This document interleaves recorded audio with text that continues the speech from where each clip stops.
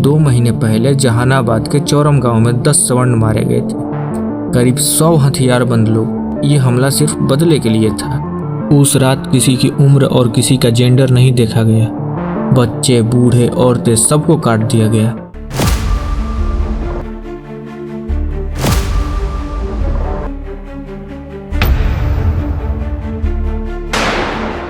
देश में 50वां गणतंत्र दिवस आने वाला था। राष्ट्रपति ने अपने संदेश में साफ साफ कहा था, दलितों पर अत्याचार बंद होना चाहिए।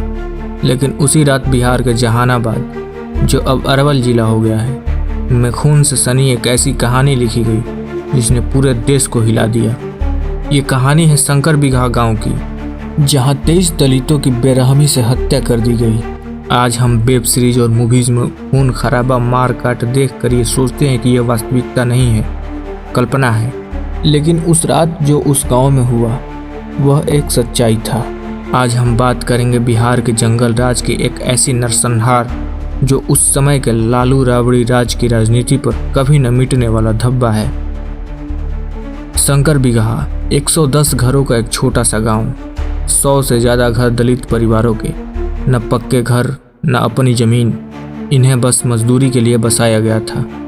गांव के लोग दिन भर दूसरों के खेतों में काम करते, रात को घर लौटते और गरीबी में ही जीवन बिताते।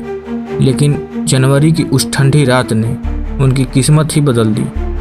करीब 100 हथियारबंद लोग, किसी के हाथ में बंदूक, किसी के पास कुल्हाड़ी लिए गांव में घुस गए, क्योंकि ये हमला सिर्फ बदले के लिए था।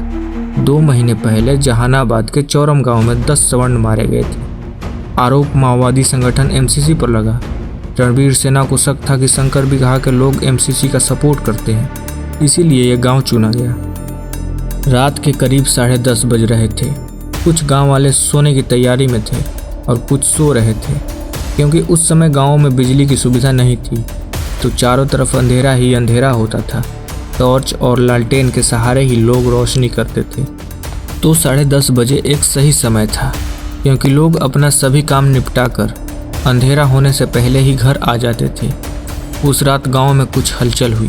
कुछ लोग जागे, पता चला कि सेना के लोग आए हैं। जब तक ये बात पूरे गांव को पता चलता, तब तक सेना के लोग गांव के बीचों बीच पहुंच गए थे और घरों में घुस घुस कर लोगों को गोली मारने लगे।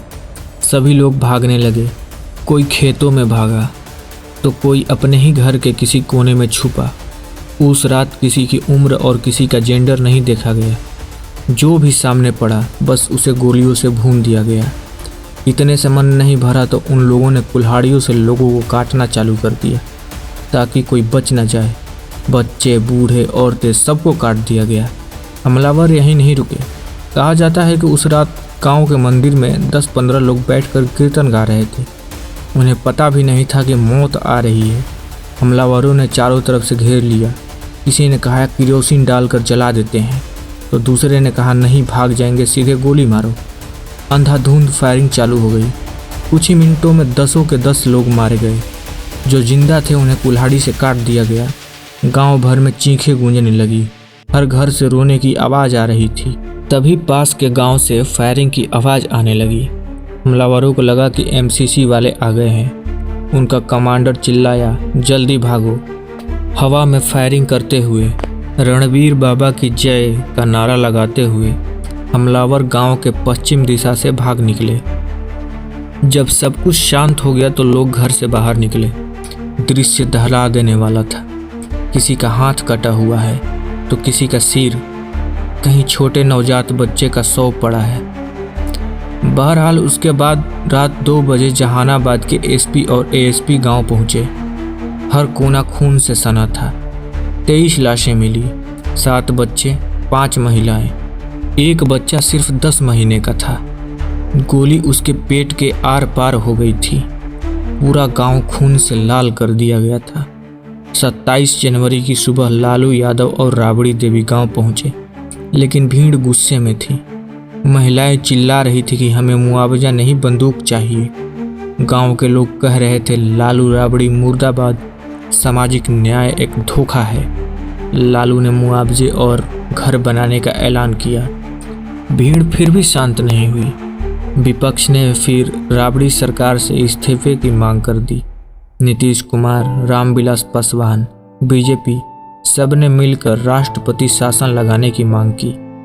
1 फरवरी को सुशील मोदी ने आरोप लगाया, लालू और रणवीर सेना में साठगांठ है। 10 फरवरी को पास के गांव नारायणपुर में फिर हमला हुआ, 11 दलित मारे गए। रणवीर सेना ने पर्चे बांटकर जिम्मेदारी ली। 12 फरवरी को केंद्र ने बिहार में राष्ट्रपति शासन लगा दिया। इस नरसंहार में जो केस बना उसमें 24 आरोपियों के खिलाफ केस चला। 50 से भी अधिक गवाह बुलाए गए, लेकिन किसी को धमकाकर तो किसी को पैसा दिखाकर उसका मुंह बंद कर दिया गया। बाद में मीडिया रिपोर्ट में गवाहों ने बोला, अगर हम कुछ कहते तो मारे जाते, हम उन्हीं के खेतों में काम करते हैं। 2015 में सभी आरोपियों को बरी कर दिया गया। न्याय सिर्फ किताबों में रह गया। शंकर बिगहा और नारायणपुर 2 नरसंहार, 34 मौतें, लेकिन सजा किसी को नहीं। बिहार की राजनीति बदल गई, सरकार बदली, लेकिन इस गांव के जख्म कभी नहीं भरे। न्याय में देरी होगी तो न्याय कभी नहीं मिलेगा। तो दोस्तों, ये कहानी उस जंगल राज की सिर्फ एक कड़ी की थी। अभी ना जाने कितने ही नरसंहार हुए।